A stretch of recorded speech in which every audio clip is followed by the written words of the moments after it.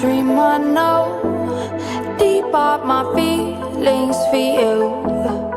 The Edo State of Second governorship election took place as scheduled on Saturday, September 21st, 2024. The Independent National Electoral Commission declared the candidate of the All Progressive Congress, Senator Mondo Popolo. Many observers and civil society groups have come out to voice out certain irregularities that made the process far short of a free and fair election. My people don't be small matter.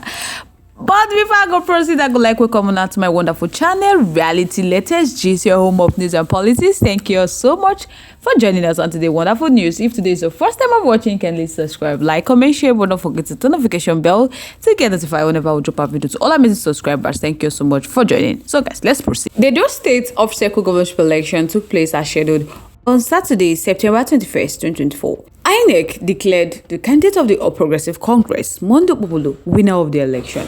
As it has become customary in Nigeria election, Inec declaration has been marked by controversies. Many observers and civil society groups have come out to voice out certain irregularities that made the process far short of a free and fair election. So far, Inec and security agencies have received more knocks than kudos for not being patriotic in discharging their duties. So my people, these videos capture some of the reactions from observers and stakeholders. In Morning Mothers of Democracy in Edo State, Prince Odike, the Deputy Director General of Edo State People's Democratic Party Campaign Council, Prince Emmanuel Odike, don't describe the election as a sham and murder of democracy in Edo State. Speaking during an interview on Arise Television, Prince Odike recalled saying prior to the election that APC had a master plan to rig the election. That as they all can see that he's in black and he's mourning the blatant rape and murder of our democracy in Edo State, that he have been mocked and laughed at because he came on national television to say that President Asiwaju Bola Ahmed Tinubu was his political mentor, a frontline activist, the pro-democracy activist, the leader of Progressive Democrats in Nigeria. So he's ashamed and he's sad. And he's pained as well that under his watch, such a sham with so much disgraceful impunity and such criminality would take place in Nigeria in the 21st century. He said the president is the chairman of ECOWAS. He is aware of what transpired in Edo State, that he saw a brutal force in Edo. The entire APC leadership, governors, coming in with thousands of security personnel, which were not accredited by the Inspector General of Police to participate in the election. Some governors came with 3,000 policemen from their various states to brutalize Edo people. It was horror.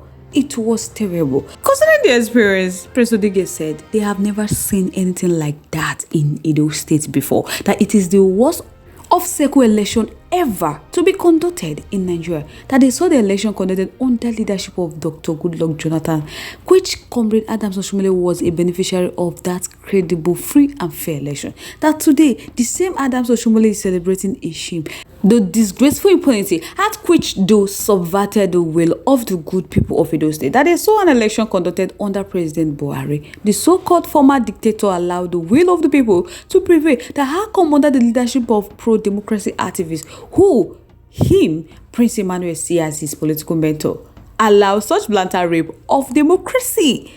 That the fight against Asiwaju Wahàla was a vendetta against Godwin Obaseki, the political class who felt that the man refused to open the vault of Edo to satisfy their insatiable whims, became his enemy and vowed that they would do whatever it takes to ensure that they disgrace him out of office. It was not about the will of the people. It was not about the choice of Edo people. This is not about strengthening democracy of their institution or making life better for the people. It is the vendetta war which is naturally unnecessary. Prince Odike said he have had conversation with who is who in APC. That he was there. He knew from day one how they blackmailed president with his promise. In his presence, he was on the front line when the president said, "Vote for me," that he will give them Edo. That he was shot. And taken aback by that, how can they give a do in a democracy? What happened to the will of the people? What happened to election, to voting, competency, betterment and development of our society? That they saw how the Senate president boasted in Calabar and how Senator Mondo Obolo knelt down openly appreciating him for taking over Edo. That he engaged with over 30 civil society accredited to monitor the election. They came together with evidence that the election was rigged. At a point, my people, Odige became so emotional. He wept on television. Not only that, the Yaga Africa condemns the actions of some biased Inec officials who utter figures during coalition, including the action of some officials who interfered with the coalition processes. A lawyer and human rights activist, Liberus Oshomo, who spoke to Arise Television during the week, said that it was impossible to claim that voters used their free will because they were impoverished. He said he was listening to Philip Shaibu saying that his votes were organic, and he's laughing because he know in that election most of the votes were not organic. They were votes purchased by two major political parties. It was obvious that the gladiators shared money. They bought votes right in the presence of security agencies. That looked the other way, while party agents were busy. It was a free day. Oshobo said, in Nigeria today, you dangle 20,000 before somebody looking for urgent 2,000. Certainly, he will sell his conscience. They don't notice it, for example, that some party's agents abandon their party because of money. You see where politicians will weaponize poverty. The deputy governorship candidate of the Labour Party, Yusuf Asma'u Kadiri, agreed with Oshoma, and he gave a vivid picture of how voters and party agents were bought. He said what happened on Saturday last week was a shared display of political electoral merchandise, that it was transaction gallery, a jamboree, a bazaar of commodization and commercialization of words, principally by the agents of both the ruling party at the federal government level and the ruling party at the state government level.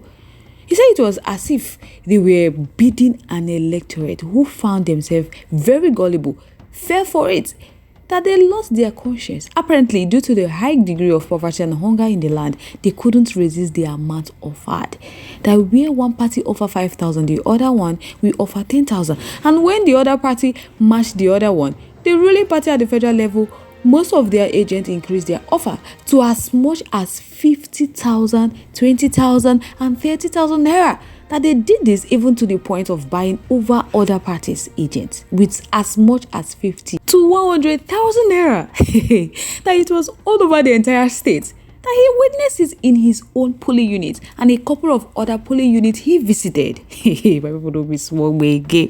So now Adams Oshomole, the senator representing Edo Senatorial District, is refuting the claim of all those things people have been saying about the Edo State governorship election. He has expressed joy for his party taking over Edo State. He asked the people to forgive him for bringing Governor Godwin Obaseki to them, that he understands the need of the people, that he knows what the state was and what it is today, that not a few people believe that he should be blamed for Governor Godwin Obaseki obvious failure and very awful performance, that Edo people have spoken by voting.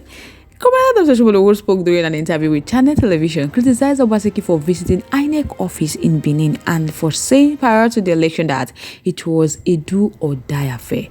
That now the people have done it. He guessed that Obaseki is politically dead, that he knows so.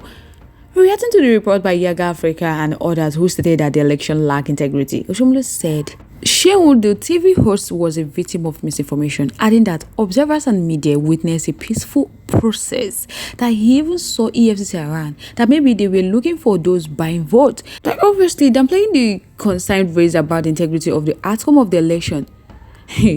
Oshomole credited their wins to his party strategy and reserved approach of Governor-elect Mondo Obolo, that as they all can see that his strategy worked, which is why the people voted.